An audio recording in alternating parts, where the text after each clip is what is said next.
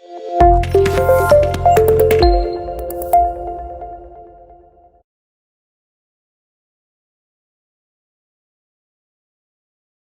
हम करेंगे profitability ratios. Last category liquidity, solvency, turnover, activity. Last है profitability ratios. Very very important, very very interesting. Profitability ratios start करने से पहले income statement का format tips पे होना चाहिए। टिप्स पे मतलब एकदम एग्जैक्ट आपको पता होना चाहिए। Not just the new statement of profit and loss, पहले क्या होता था वो भी पता होना चाहिए। ध्यान से देखना, बहुत इंपॉर्टेंट है, बहुत इंटरेस्टिंग है। और ये चीज ना आपको कैश फ्लो स्टेटमेंट में भी यूज होने वाली है, तो प्लीज इस पे कॉम्प्रोमाइज कर, अंडरस्टैंडिंग में कॉम्प्रोमाइज मत करना, आगे जाके दिक्कत होगी। ढंग से समझ लोगे, रेशियोज में भी काम आएगा, कैश फ्लो स्टेटमेंट में भी काम आएगा। New statement of profit and loss पहले भी बहुत बार डिस्कस हो चुकी है, एक और बार सही। रेवेन्यू, टोटल रेवेन्यू दो पार्ट्स में डिवाइडेड है। एक होता है रेवेन्यू फ्रॉम ऑपरेशंस, इसको बोलते हैं डायरेक्ट इनकम। ये क्या होता है आपका? This is nothing else but your net sales. Net sales मतलब रेवेन्यू फ्रॉम ऑपरेशंस अगर गिवन है तो रिटर्न्स ऑलरेडी डिडक्टेड है। अदर इनकम, अदर इनकम क्या होती है? Rent received, interest received, dividend received, इसको नॉन ऑपरेटिंग इनकम भी बोलते हैं। क्या बोलते हैं इसको? Non operating income. एक हो गई ऑपरेटिंग इनकम, उसको बोलते हैं revenue from operations. Indirect income होती है नॉन ऑपरेटिंग इनकम। एक्सपेंसेस, पहले क्या होता था? ट्रेडिंग अकाउंट अलग बनता था, प्रॉफिट एंड लॉस अलग बनता था, तो डायरेक्ट एक्सपेंसेस अलग होते थे, इनडायरेक्ट अलग होते थे। अब एक ही सिंगल स्टेटमेंट बनती है, उसी में सारे एक साथ आते हैं। तो सबसे पहले आता है कॉस्ट ऑफ मटेरियल कंज्यूम, फिर purchase of stock and trade, ये क्या है आपका? Net purchases. फिर change in inventory, change in inventory क्या होता है? Opening inventory minus closing inventory. Change inventory आपकी फिनिश्ड गुड्स की भी हो सकती है, रॉ मटेरियल्स की हो सकती है, वर्क इन प्रोग्रेस की हो सकती है। फिर एम्प्लॉय बेनिफिट एक्सपेंसेस, अगर कुछ मेंशन नहीं है, अगर कुछ मेंशन नहीं है तो उसको इनडायरेक्ट एक्सपेंस मानते हैं। अदरवाइज नोट रीड करेंगे, कहीं उसमें वेजेस तो गिवन नहीं है, अगर है तो वेजेस वाला पोर्शन डायरेक्ट, बाकी सारे indirect. Finance cost indirect expenses होते हैं। डेप्रिसिएशन और अमोर्टाइजेशन इनडायरेक्ट एक्सपेंसेस होते हैं। अदर एक्सपेंसेस डायरेक्ट भी हो सकते हैं, इनडायरेक्ट भी हो सकते हैं। Refer note. जब तक नोट में कोई डायरेक्ट एक्सपेंस का कोई रेफरेंस नहीं है, वो सारे हमेशा इनडायरेक्ट एक्सपेंस माने जाते हैं। क्या होते हैं डायरेक्ट एक्सपेंसेस के example? Carriage inwards, manufacturing expenses, factory expenses, any expense, wages हो गए, फ्रेट हो गए, any expense related to purchase और manufacturing is a direct expense. तो total revenue minus total expenses क्या आता है? Profit before tax. Profit before tax minus tax आता है प्रॉफिट आफ्टर टैक्स। तो ये स्टेटमेंट तो हम बहुत बार कर चुके हैं। तो direct expenses, expenses incurred on purchase, manufacturing, production, ये सारी बातें कर चुके हैं। Okay. Purchases, change inventory, carriage inward, wages, freight, octroi, cartage, inwards, ये सब क्या होता है? Direct expenses. अगर सिर्फ कार्टेज लिखा हो, इनवर्ड आउटवर्ड मेंशन नहीं है, तो वो आउटवर्ड माना जाता है। ये सब 11th में सिखाया गया था हमें। Employ benefit expenses, if nothing is specified they are treated as indirect expense, but if notes to accounts are given and employee benefit expenses includes wages also, then that portion जितना wages है उसको direct माना जाएगा, बाकी सारा indirect माना जाएगा। Other expenses के बारे में क्या है, ध्यान से देखना। अदर एक्सपेंसेस के बारे में, if nothing is specified they are treated as indirect expenses. If nothing is specified, other expenses will be treated as indirect expenses. लेकिन अगर उसमें कुछ ऐसे आइटम्स इंक्लूडेड हैं जो डायरेक्ट हैं, तो उतना डायरेक्ट, बाकी सारा इनडायरेक्ट। क्या बताया? कैरेज, आपका फ्रेट, ऑक्ट्रॉय, इनवर्ड्स और फैक्ट्री से रिलेटेड कोई भी खर्चा हो। अब ये वाला पोर्शन तो हमने एक्टिविटी और टर्नओवर में भी रिवाइज करा था, यहाँ पे एक स्टेप उससे आगे जाएंगे। Direct, indirect, okay.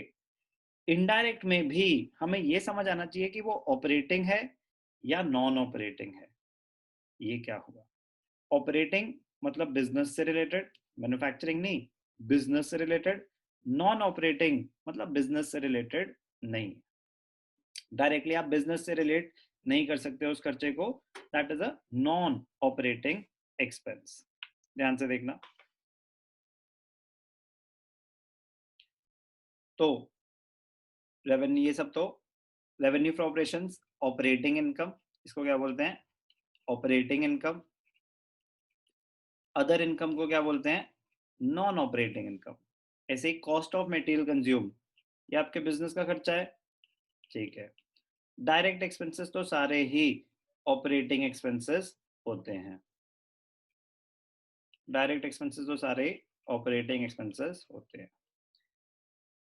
Employ benefit expenses, operating, बिल्कुल बिजनेस से रिलेटेड खर्चा है। Office and administration, selling and distribution. Finance cost, अब ध्यान से देखना, finance cost non operating expenses में आता है। अब नॉन ऑपरेटिंग एक्सपेंसेस में भी ध्यान से देखना, आगे जाके हम देखेंगे कि फर्दर कैटेगराइजेशन होती है। कह रहे interest is a finance cost, वो कैटेगरी ही सेपरेट है, वो कैटेगरी ही सेपरेट है, इंटरेस्ट। अभी पता चल जाएगा। कह रहे वो बिजनेस एक्सपेंस नहीं है।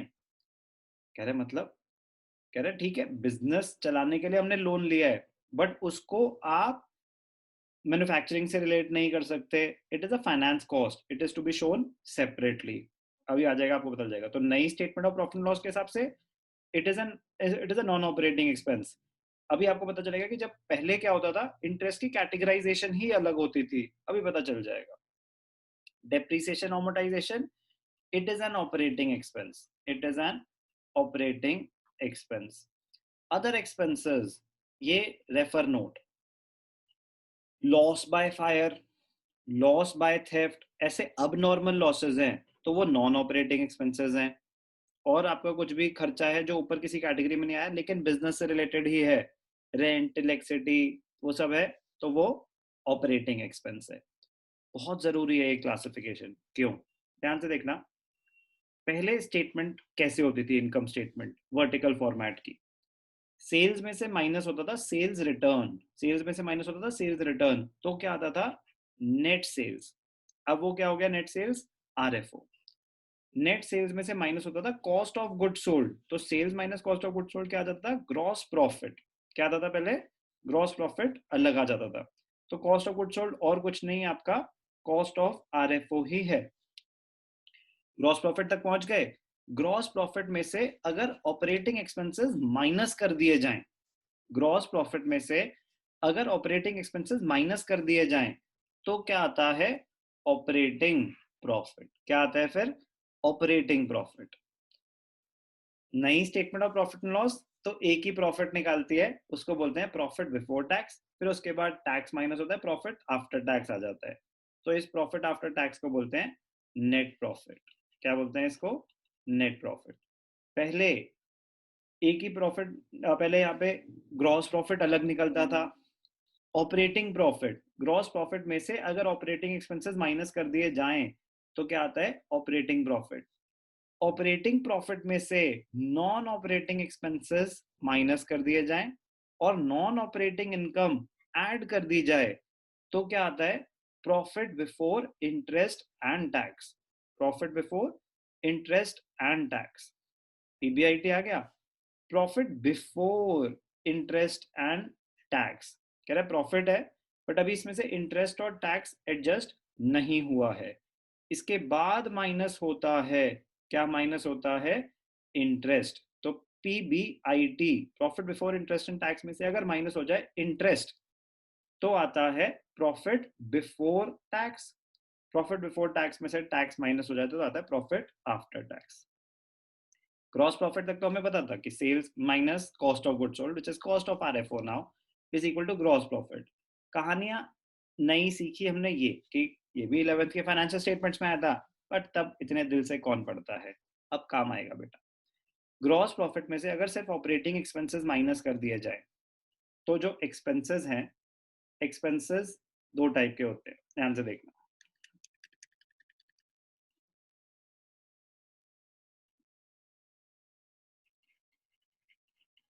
तो पहले तो हमें ये क्लासिफिकेशन समझ आनी चाहिए कि एक्सपेंसेस ब्रॉडली दो टाइप के होते हैं। एक डायरेक्ट एक्सपेंसेस और एक इनडायरेक्ट एक्सपेंसेस। सीख लिया हमने डायरेक्ट एक्सपेंसेस मैन्युफैक्चरिंग प्रोडक्शन से रिलेटेड, इनडायरेक्ट एक्सपेंसेस बाकी सारे। इनडायरेक्ट एक्सपेंसेस में दो टाइप के होते हैं, एक ऑपरेटिंग एक्सपेंसेस और एक नॉन ऑपरेटिंग एक्सपेंसेस। अगर तो 11th की फाइनेंशियल स्टेटमेंट्स की बात करी जाए तो प्रॉफिट एंड लॉस अकाउंट में जो डेबिट साइड पे एक्सपेंसेस आ रहे हैं ना, वो सारे होते हैं इनडायरेक्ट। ऑपरेटिंग हो या नॉन ऑपरेटिंग हो, दोनों ही प्रॉफिट एंड लॉस अकाउंट में डेबिट साइड पे आते हैं। लेकिन कुछ रेशियोज निकालने के लिए मुझे सेग्रीगेट करना पड़ता है कि ऑपरेटिंग एक्सपेंसेस क्या है, नॉन ऑपरेटिंग एक्सपेंसेस क्या है। तो मुझे बस ये पता होना चाहिए कि पहले तो डायरेक्ट और इनडायरेक्ट सेग्रीगेट कर दिए, अब इनडायरेक्ट में से ये पता होना चाहिए कि नॉन ऑपरेटिंग कौन से हैं, क्योंकि बाकी सारे ऑपरेटिंग हैं। तो नॉन ऑपरेटिंग आपके रूटीन एक्सपेंसेस नहीं होते। नॉन ऑपरेटिंग एक्सपेंसेस कैसे हैं? Loss on sale of fixed assets, कह रहा मेरा काम थोड़ी ना एसेट्स को बेचना, तो loss on sale of fixed assets non operating expense. Loss by fire, loss by theft, discount on issue of shares and debentures, shares में तो अब अलाउड नहीं है, discount on issue of debentures, premium on redemption of, ये सब जो losses हैं ये रूटीन ऑपरेटिंग एक्सपेंसेस नहीं है, ये सब क्या है? नॉन ऑपरेटिंग एक्सपेंसेस है। एक बहुत इंपॉर्टेंट पॉइंट, फाइनेंस कॉस्ट जो आपका इंटरेस्ट है, finance cost is to be shown separately. क्यों? क्योंकि वो सेग्रीगेट करना चाहते हैं profit before interest and tax में और प्रॉफिट बिफोर टैक्स में। तो अगर इंटरेस्ट अलग से दिखाओगे तो ही तो, पहले profit before interest and tax, इसका मतलब क्या होता है?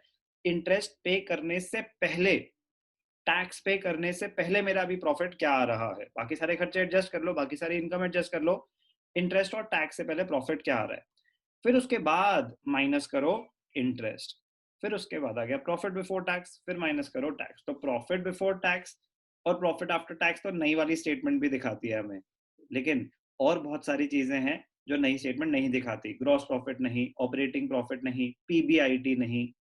तो हमें प्रॉफिटेबिलिटी रेशियोज में कुछ रेशियोज ऐसे निकालने हैं जिसमें ऑपरेटिंग प्रॉफिट चाहिए, जिसमें पीबीआईटी चाहिए, तो इसीलिए हमें ये सब निकालना आना चाहिए।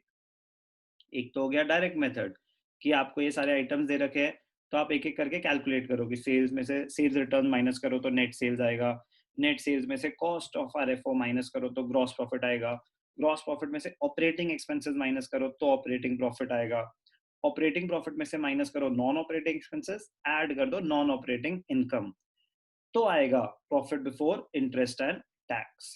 आ गया? फिर उसके बाद माइनस कर दो इंटरेस्ट। इंटरेस्ट क्या है? Interest on long term borrowings, कभी डिबेंचर्स दिए हो, बैंक लोन दिया हो, तो उसकी जो फाइनेंस कॉस्ट है वो आपका इंटरेस्ट है। तो अगर स्टेटमेंट ऑफ प्रॉफिट लॉस में सिर्फ फाइनेंस कॉस्ट लिखा है तो वो इसी को रिप्रेजेंट कर रहा है। तो PBIT minus interest will give you PBT, PBT minus tax will give you PAT. तो ये तो हो गया डायरेक्ट मेथड। कभी कभी आपको प्रॉफिट आफ्टर टैक्स गिवन होता है, प्रॉफिट आफ्टर टैक्स गिवन है, आपको उल्टा जाना पड़ सकता है कि प्रॉफिट आफ्टर टैक्स से निकाल के दिखाओ पीबीआईटी, तो ये ऐड बैक कर दो, टैक्स ऐड बैक कर दो प्रॉफिट आफ्टर टैक्स में, तो आ जाएगा profit before tax. Profit before tax में इंटरेस्ट ऐड बैक कर दो, तो आ जाएगा profit before interest and tax. तो हमें नीचे से ऊपर जाने को भी आ सकता है, ऊपर से नीचे जाने को भी आ सकता है। बहुत ज्यादा इंपॉर्टेंट है understanding of the statement of profit and loss, both new and old, before starting the profitability ratios.